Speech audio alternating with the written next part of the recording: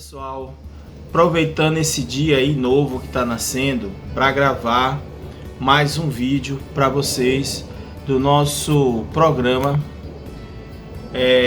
de vídeos da nossa disciplina Políticas Públicas de Defesa da Dignidade da Pessoa Humana. No dia de hoje eu quero falar para vocês sobre algumas ideias mestras, algumas palavras-chave dessa nossa discussão sobre políticas públicas, que fazem parte aí do contexto das políticas públicas aqui no Brasil. A primeira ideia mestra que eu queria falar para vocês, que está no nosso jargão técnico aí das políticas públicas, é a democracia participativa. Como eu já disse algumas vezes para vocês e falo em algumas palestras e eventos, a Constituição de 88 nos trouxe esse instituto, consagrou o Instituto da Democracia Participativa.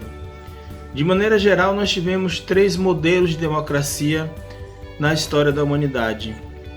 A democracia direta, na Idade Antiga, principalmente na Grécia, mas também em Roma, nas cidades antigas,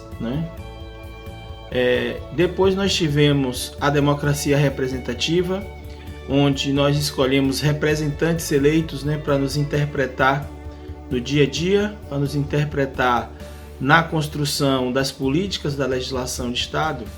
E o sistema da democracia participativa, como diz Dalmo e Pedro Dallari, é um sistema jurídico que busca combinar os melhores efeitos da democracia representativa, pois nós continuamos escolhendo representantes, presidentes, governadores, vereadores, deputados, mas também traz mecanismos de participação direta do cidadão nos negócios do Estado, na gestão pública do Estado, através desses mecanismos que são administrativos, são políticos, são jurídicos, são sociais.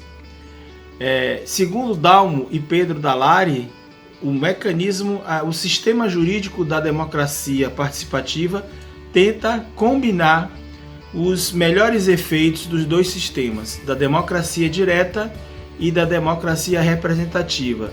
Seria muito difícil nós termos um modelo de democracia direta simplesmente, nessa conjuntura e nessa complexidade social que nós vivemos, mas também o sistema de democracia representativa demonstrou muitas falhas ao longo da história. Então, o sistema da democracia participativa, ela tem essa finalidade de garantir a participação do cidadão, da cidadã, em todo o processo de construção da política pública, desde a sua concepção, desde o seu planejamento até a sua avaliação. Uma outra palavra mestra que nós vamos encontrar nessa discussão das políticas públicas é a questão da participação.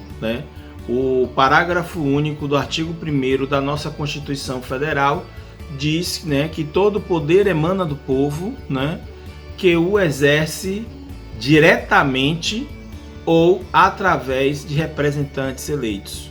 Essa forma de inscrição que nós encontramos na Constituição Federal, também nós vamos encontrar na Declaração Universal dos Direitos Humanos, e a Constituição Federal Brasileira acaba reproduzindo esse comando que nós encontramos na Declaração Universal dos Direitos Humanos. Então essa locução que diz diretamente é justamente a senha para a construção da democracia participativa. Cabe ao cidadão, e aí o Estado criou ao longo desses últimos anos, desde a promulgação da Constituição Federal de 1988, uma série de mecanismos, como por exemplo o orçamento participativo, a possibilidade de fiscalização das contas do município por qualquer pessoa, qualquer cidadão. Não quero dizer que isso seja fácil de ser feito, mas é possível, é previsível, está na legislação, e cabe a nós difundirmos cada vez mais essa ideia. mas a ideia de participação faz parte, é uma ideia mestra, né? Cabe ao Estado estimular a participação do cidadão, não é nenhum favor à sociedade, não é nenhum favor, não é assim nenhuma benesse do Estado ou do gestor público permitir a participação da sociedade civil, porque se sabe, né, que assim há muito que a sociedade civil pode contribuir na construção dessas políticas públicas, né? Esse conceito também está associado à ideia contemporânea de participação, que é a ideia de participação cidadã, porque ao longo da história, né, no Brasil sobretudo, essa concepção de participação popular ela passou por várias fases. Então, nos anos 50, nós tivemos uma concepção mais de participação comunitária, onde o cidadão se envolvia basicamente na execução de uma política pública, aquilo que eu sempre digo, né, na construção do saneamento básico, né, o governo dava as manilhas e cabia à população cavar ali a vala para fazer o sistema de esgoto, né? Mas esse tipo de participação foi superada. Na década de 70, a participação popular foi uma participação que questionava as instituições, questionava o golpe militar, questionava o regime militar, né? Questionava a política e a economia no país. E a partir dos anos 90, com a redemocratização do país, com a Constituição Federal de 88, surgiu essa concepção de participação cidadã, melhor dizendo, de ver o cidadão como sujeito de direito, né? E perceber que toda vez que esse sujeito de direito não tem acesso a serviços sociais básicos, né, ele está sofrendo uma violação a direitos humanos. A ideia de participação cidadã é a ideia de que assim, o cidadão ele tem um compromisso, né, social de participar das políticas públicas, de construir novos direitos. Uma nova ideia mestra que eu queria colocar para vocês é da cidadania ativa, né? A cidadania ela não pode ser passiva, que é aquela cidadania do direito a ter direitos, né? Mas ela precisa ser também uma cidadania ativa. O direito não só a ter direitos, mas a construir novos direitos. A concepção contemporânea de cidadania, né, pressupõe isso, né, de que eu devo não só ter direitos, né, reconhecer quais são os direitos que eu tenho, onde estão esses direitos, como eu posso exercer esses direitos, né, em que medida esses direitos podem ser por mim exercidos e a quem recorrer quando esses direitos são violados, né? Mas é preciso também que eu me comprometa, né, com a minha comunidade, com a sociedade, em construir novos direitos, porque as necessidades humanas elas não são estáveis, elas não são estáticas, a cada momento surgem novas necessidades, né? Como por exemplo hoje em dia o acesso à informação e comunicação, que eu considero um direito aí de terceira ou quarta geração, e os jovens, sobretudo, aqueles que estão estudando, idosos, todos nós estamos precisando do acesso à informação e comunicação. Então a cidadania não pode ser aquela cidadania, né, do direito a ter direitos, né, que é questionado até por Norberto Bobbio no livro A Era dos Direitos, né, mas uma cidadania ativa. E lembrando o professor Helenaldo Celso, ele dizia assim que há um dever cívico do cidadão de participar, né? De participar das políticas públicas, de participar da gestão do Estado, de participar da construção do Estado democrático do direito, da construção da cidadania pelo Estado, da construção da dignidade humana.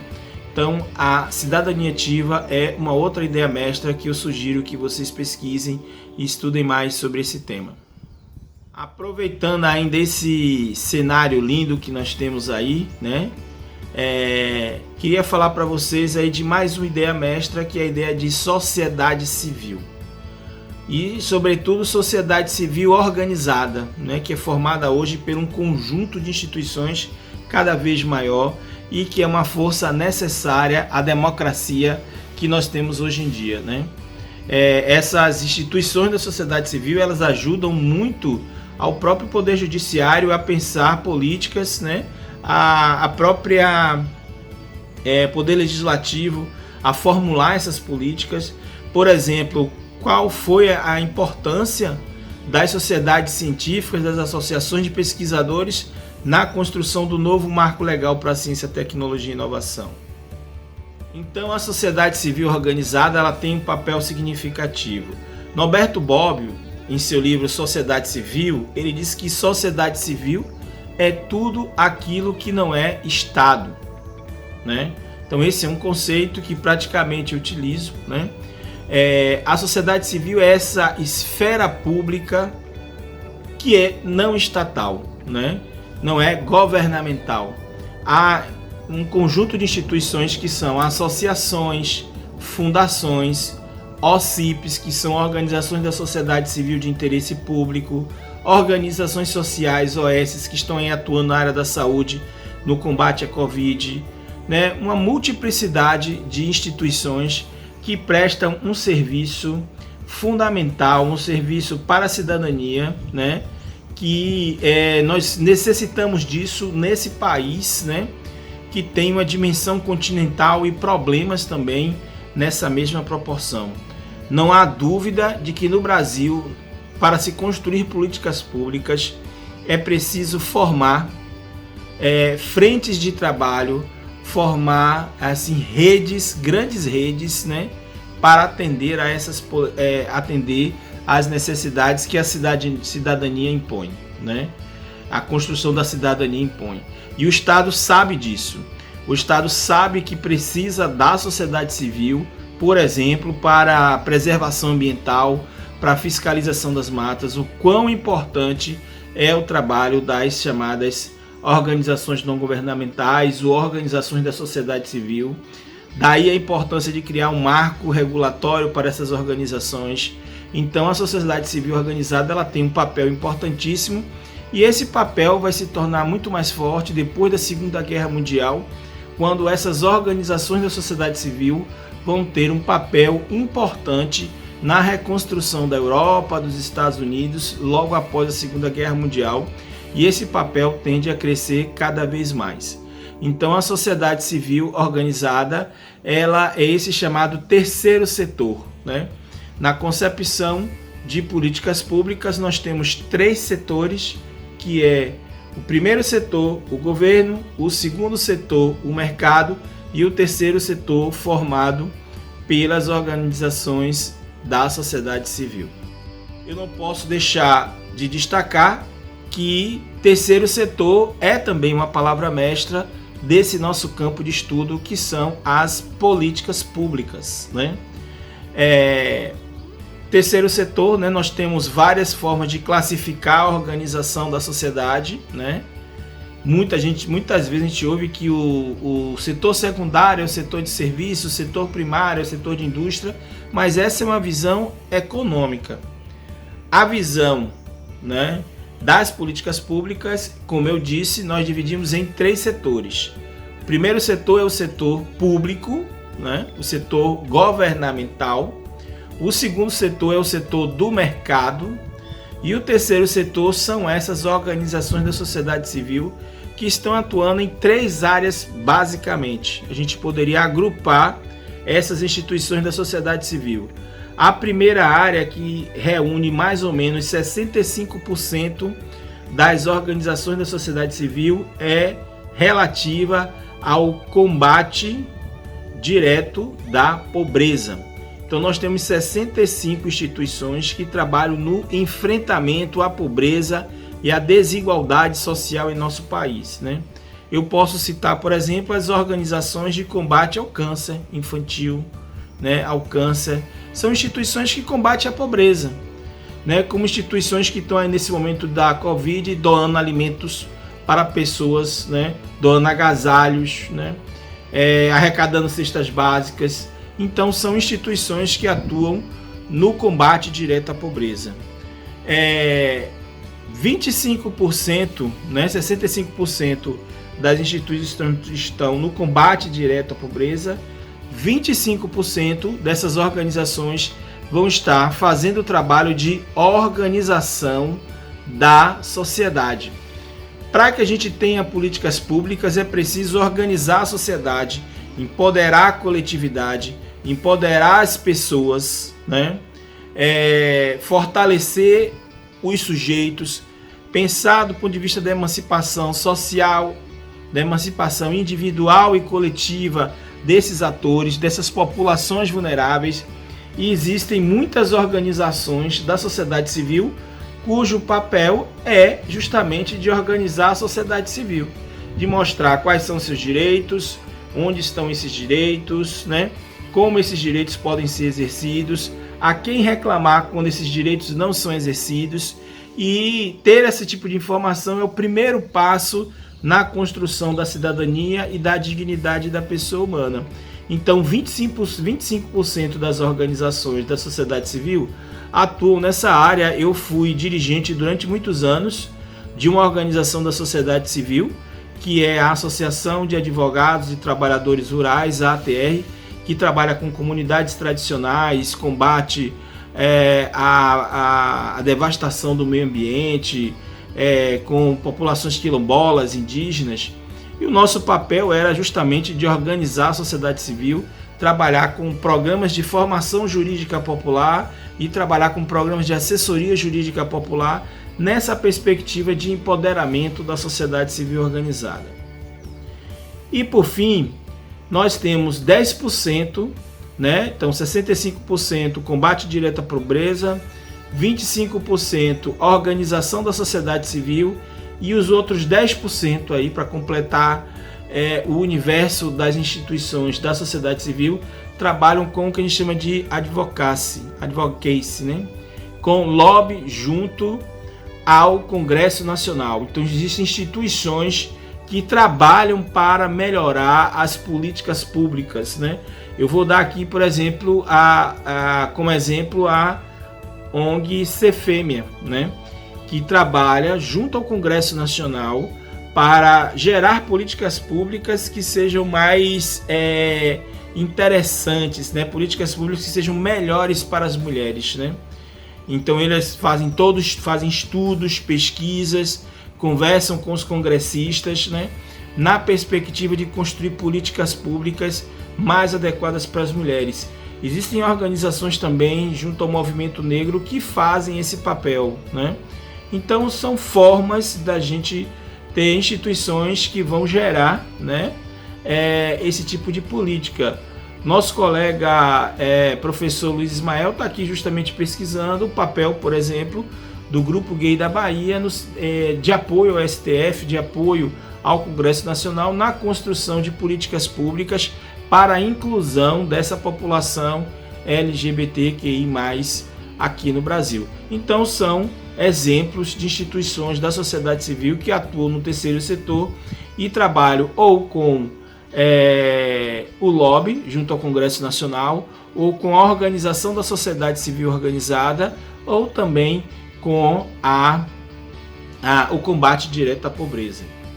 Bom, para já concluir nesse tema aí das ideias mestras, eu queria falar da esfera pública, né? É uma ideia mestra também muito importante no debate sobre políticas públicas, né?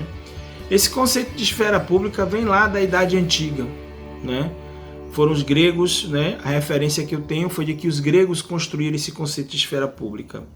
Na Grécia Antiga, na cidade-estado, né, da Grécia Antiga, você tinha duas esferas. A esfera pública, né, que é a esfera da participação do cidadão no poder, né, na gestão, nos negócios públicos do Estado, e a esfera privada, que era chamada também de labor, né, que era a produção da sobrevivência, que era feita pelo senhor, né, pelo cidadão grego, com a sua família e com os seus escravos, né, quando eles produziam a sobrevivência.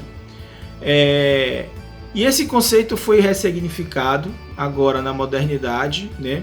E a ideia de esfera pública passou a ser a concepção de que existe uma esfera governamental, que é a esfera do Estado, que atua em todas as suas ações, né?